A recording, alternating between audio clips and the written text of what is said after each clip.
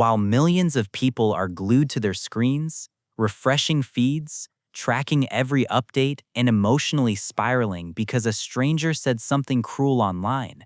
There's a quiet group of people who just don't engage. They close the app, they walked away. And according to psychology, their brains might actually be responding more wisely than anyone gives them credit for. Stay with me, because what I'm about to tell you will completely change how you see the people in your life who refuse to get sucked in. Here's the thing nobody talks about. Not caring about social media drama doesn't make you cold. It doesn't mean you lack empathy. And it definitely doesn't mean something's wrong with you. But there is something genuinely fascinating happening in your brain that separates you from the overwhelming majority of people who check their phones over 150 times a day. Let's start with the obvious question. Why do so many people care so much? Humans are wired for social monitoring. For thousands of years, tracking who was angry at whom, who was gaining status, who was being cast out, that was survival. Your nervous system was built to care about social information. It kept you safe. And social media? It's basically that ancient system running on overdrive, with infinite scroll and zero off switch. When someone gets a notification, their brain releases dopamine, the reward chemical, the same signal that fires when you eat something good or hear your name called. Wild, right? Their brain literally treats a stranger's reaction as meaningful social data. But here's where it gets interesting. People who don't obsess over social media often have what psychologists call lower reactivity to social threat cues. Their nervous system simply doesn't register an online argument as a danger signal. They're more internally regulated. They're more likely to say, that has nothing to do with my actual life. And there's real research behind this.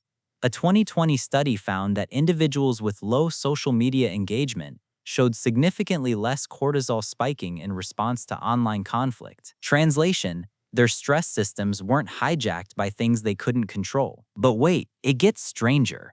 Because what actually happens in the brain of someone deep in a comment war is legitimately alarming. You know that feeling when someone cuts you off in traffic and your whole body floods with heat? That's your threat response activating. People caught in social media conflict get that same physiological response from text on a screen. Every reply, every notification, every ratio, a microdose of threat and reward cycling through their system. It's genuinely addictive. Studies using cortisol tracking show that heavy social media users experience hormonal stress patterns similar to those seen in high-pressure competitive environments. And here's the kicker. The unpredictability is what makes it so consuming. You don't know if the next comment will validate you or attack you. That uncertainty keeps the nervous system locked in. It's the same intermittent reinforcement that makes gambling so hard to stop.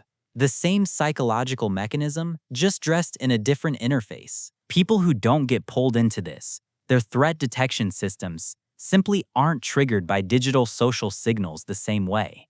And this may be partly neurological. Research suggests that individual differences in amygdala sensitivity can predict how strongly someone responds to perceived social rejection online.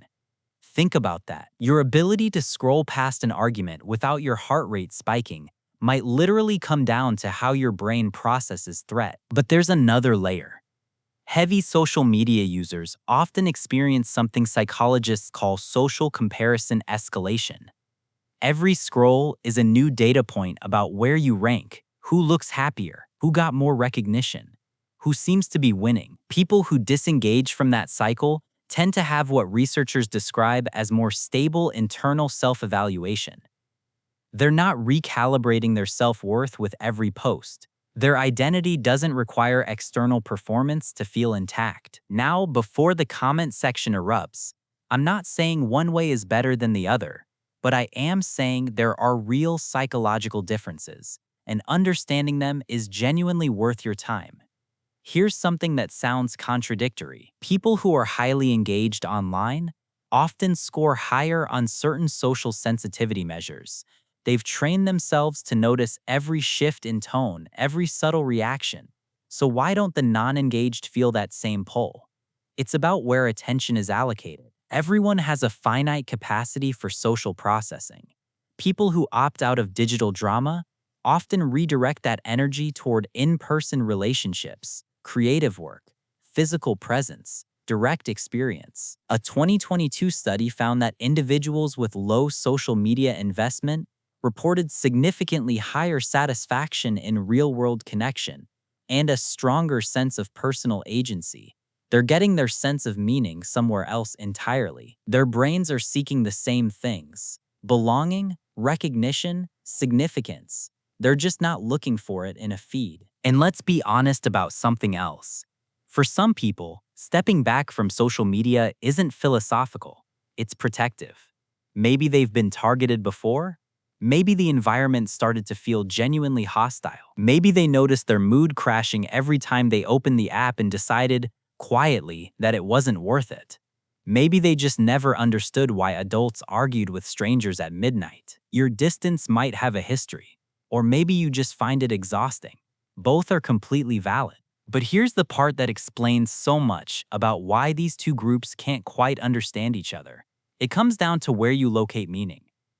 People who are deeply engaged online find meaning in social narrative.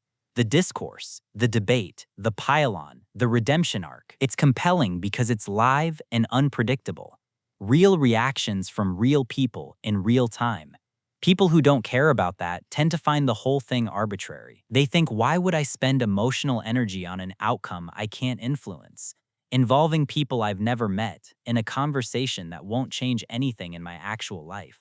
They're not wrong, but neither are the people who engage. It's just two fundamentally different ways of meeting the human need for connection and relevance.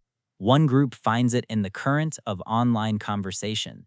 The other finds it in a walk, a project, a meal with someone they love, a book that changes how they see the world. Psychologists who study attention and presence describe this as parasocial investment versus direct engagement. People who are consumed by online dynamics are building one-sided relationships with discourse, with strangers, with collective outrage. People who opt out tend to invest their relational energy where there's actual reciprocity, where their presence changes something, where they're participants, not spectators. Neither is a moral failure. They're just different orientations toward the same human hunger. And here's what's quietly remarkable. People who don't obsess over what's happening online often report feeling more grounded in their own experience. They're not spending hours inside other people's conflicts. They're inside their own life.